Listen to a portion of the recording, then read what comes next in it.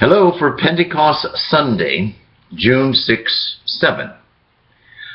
Using the first reading, Acts 2, 1:11, John 20, the Gospel, 19 to 23. And also throwing in the Vigil Old Testament reading from Genesis 11. What do you know about xenolalia? Or what do you know about glossolalia? Xenolalia? Glossolalia? Well, I bet you very little. Xenolalia is the actual language, the vernacular that the people spoke. It's a Greek word. It's the language that Jesus, the disciples, spoke commonly. But another Greek word, glossolalia, this was a special language, a sort of ecstatic language, a spiritual language that only God really knew. We talk and we hear about people who speak in tongues.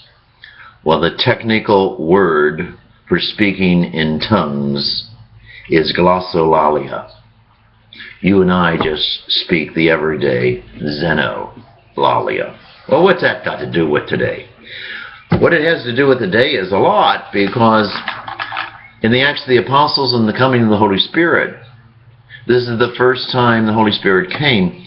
And in the Acts, this presentation is sort of a total reverse of the Tower of Babel story. And you know that in Genesis, but I'm going to read it to refresh your memory. It's only 9 verses. It says this: At that time the whole world spoke the same language, using the same words. While men were migrating in the east, and they came upon the valley in the land of Shinar and settled there. They said to one another, "Come, let us mold bricks and harden them with fire." They used bricks for stone and bitumen for mortar.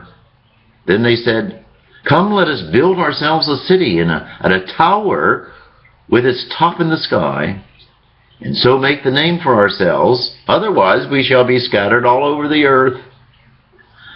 The Lord came down to see the city and the tower that the men had built. And the Lord said, "If now, while they are one people, all speaking the same language, they have started to do this, nothing will later stop them from doing whatever they presume to do.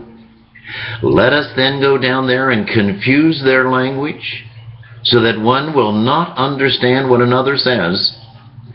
Thus the Lord scattered them from there all over the earth, and they stopped building the city. That is why it was called Babel, because there the Lord confused the speech of all the world. It was from that place that he scattered them all over the earth.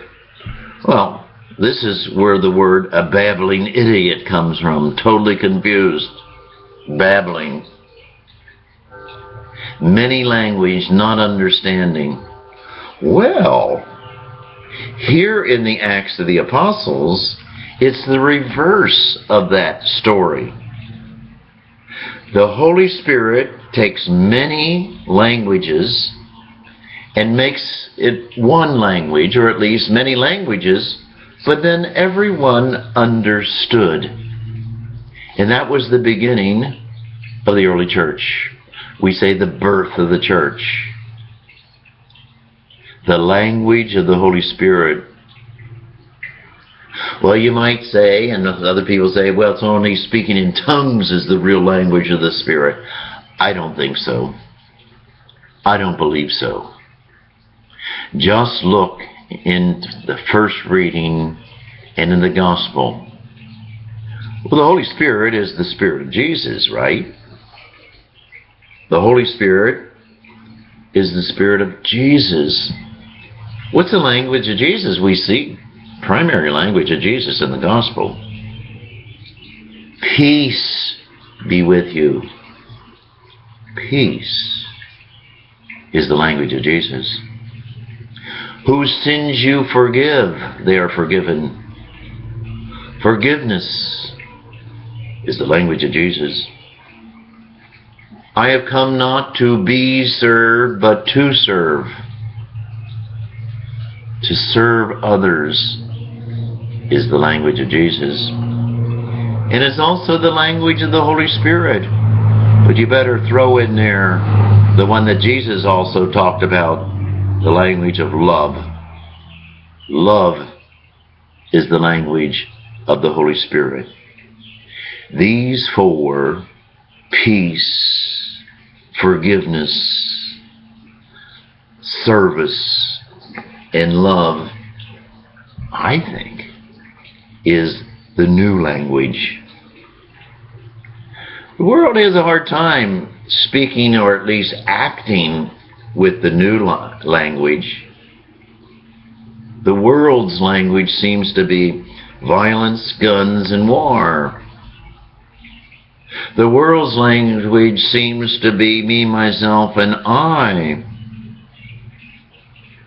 The world's language seems to be hedonism and all the other isms in a negative way.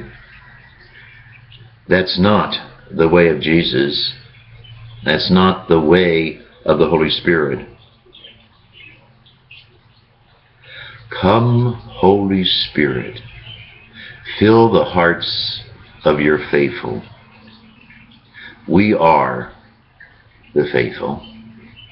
We try to speak the language of Jesus and the Spirit. If you try, you'll be happier. If you do and pull it off, you'll be even happier. Come, Holy Spirit, fill the hearts of your faithful. Have a good day.